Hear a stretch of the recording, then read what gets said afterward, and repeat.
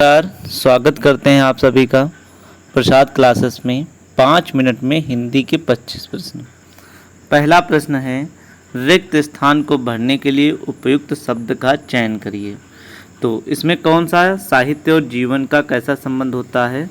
तो सदैव प्रगाढ़ संबंध होता है, ये आपसे पूछा जा सकता है। अगला है, त्याग का विलोम, जो चीज़ त्यागी जाती है उसका विलोम ग्रहण होता है।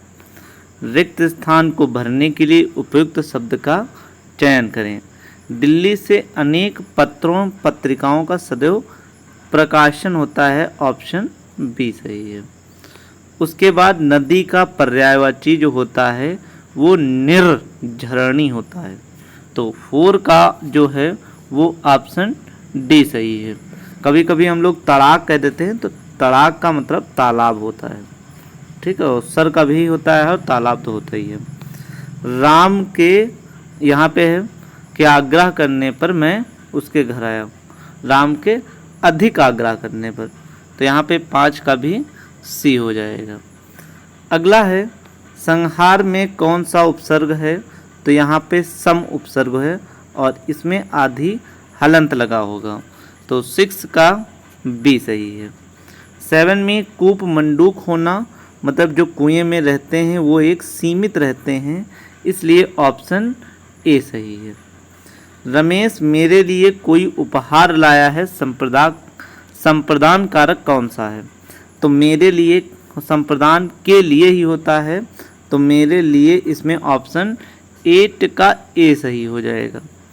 अगला क्वेश्चन है, रिक्त स्थान को भरने के लिए उपयुक्त शब्द का चयन कीजिए।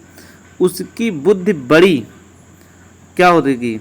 सदैव विशाल, विकृत, सूक्ष्म या बुद्धिमान, तो बड़ी सूक्ष्म कही जाएगी, तो यहाँ पे ऑप्शन 9 का सी हो जाएगा।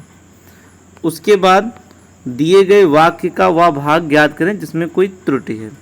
तो दुनिया में अनेक प्रकार के छल प्रपंचों का सूत्रपात हुई, तो सूत्रपात हुई नहीं, यहाँ पे सूत्रपात हुआ, तो ये गलत है, इसलिए आंसर नंबर बी जो है वो सही है।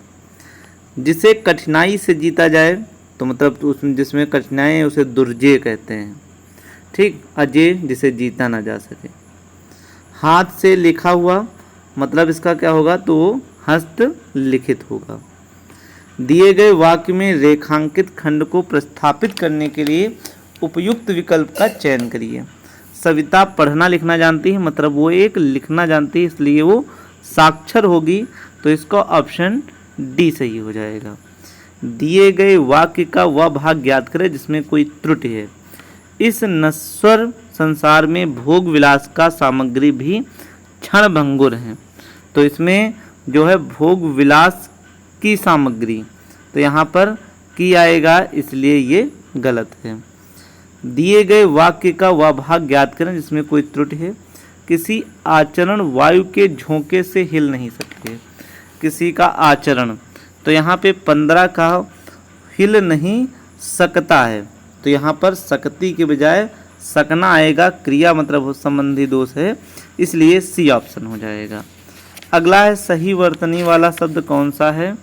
क्वेश्चन नंबर 16 में तो सही वर्तनी है, सी नंबर उपयुक्त है। अगला है, लोक हितकारी, मतलब लोक का हित करने वाला, मतलब हित जो करे, तो इसलिए के लिए इसमें कारक आ रहे हैं, तत्पुरुष कारक होगा। किस समास में पर होता है? तो अधिकरण में पर विषय के नाम से जाना जाता है, तो ऑप्शन ए सही है। निम्नलिखित में किस वाक्य में अकर्मक क्रिया है? भात खाता है, क्या खाता? भागवत है, मैंने उसे पुस्तक दी, कमी दी। ज्योति रोती है, यही है, इसलिए हो जाएगा, तो ऑप्शन नंबर सी जो है वो सही है।